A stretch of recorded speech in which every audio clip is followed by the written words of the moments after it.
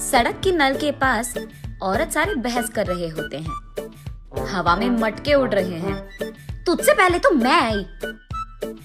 आहा, तुझसे पहले मैं आई। अरे रुको तुम, चूल्हे पे दाल पक रहा है, एक मटका पानी तो लेने दो। अरे तुम रुको, वहाँ झूले में मेरा बेटा रो रहा है। अरे निकलो, तुम्हारी कहानियाँ।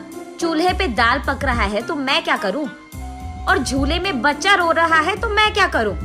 ऐसे उन दोनों औरतों को बगल में धकेलकर तीसरी औरत नल के पास आकर उसका मटका भर देती है।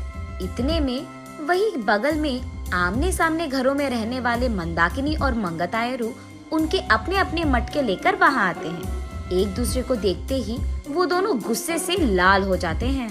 मंगतायरू और मंदाकिनी दोनों सास बहू हैं और दोनों एक ही घर में रहते थे। मंदाकिनी मंगतायरू से बहुत लड़कर उसके पति को मनाकर अपनी सास के घर से बाहर आ जाती है। दोनों का अतीत उनके सामने आता है। एक मटका पानी लाने के लिए इतना नाटक करती थी। जब भी कुछ काम बोलूं, यहाँ दुख रहा है, वहाँ दुख रहा है कहती थी। और अब देखो, मेम साहब सुबह ही उठकर मटका में पानी भरने नल के पास आ रही है। सुबह उठते ही सारे पकवान को भैंस की तरह खाती रहती है, चीजों को यहाँ से वहाँ तक नहीं लगाती है। लेकिन अब देखो, भैंस चल के आ रही है मटके पानी के लिए। ऐसे एक दूसरे को कोसते हुए वो दोनों नल के पास आते हैं। सबसे पहले मंगतायरू पानी के लिए उसकी मटका नल के नीचे लगाती है। लो, आ गई भैंस। आते ही अपना मटका लगा दिया इसने नल के नीचे, जैसे इसका बाप का जागिर हो। ऐसे उसका मजाक उड़ाकर मंगतायरू की मटके को एक जोर का झटका देती है। बस मटका ऊपर उड़कर नीचे गिरता है। बाप रे, कितनी घमंडी है ये। मेरे ही बेटे के पैसे खाते हुए मुझे भैंस कह रही है, और ऊपर से मेरे ही लटके को लात मारा तुमने।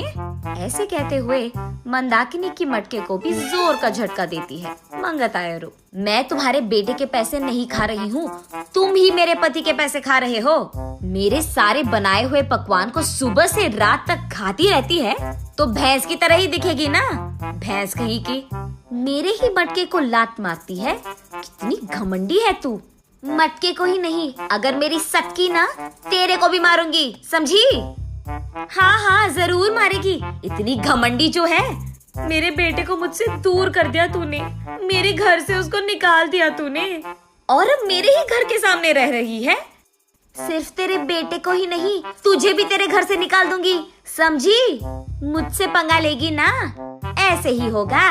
तू तो जरूर करेगी, घमंडी औरत, बंदर मुंह वाली कहीं की। तुझे देखकर ऐसा लगता है कि भैंस को कपड़े पहनाए हैं, और तू मुझे बंदर कह रही है। भैंस कहीं की मुझे भैंस कह रही है, मुझे बंदर कह रही है। ऐसे वो दोनों एक दूसरे से लड़ते हुए एक दूसरे के बाल पकड़कर लड़ते लड़ते नल के बगल में मौजूद कीचड़ में गिर जाते हैं। ये सब दूर से देख रहे बाप बेटे दोनों एक दूसरे को देख हंस पड़ते हैं। मंदाकिनी घर में सारा काम करते हुए रहती थी। उसे देख मंगतायरू, क्यों बहू, लगता है कि नल में ना पानी खत्म हो जाएगा, जाकर 2 मटके ले आ बेटी।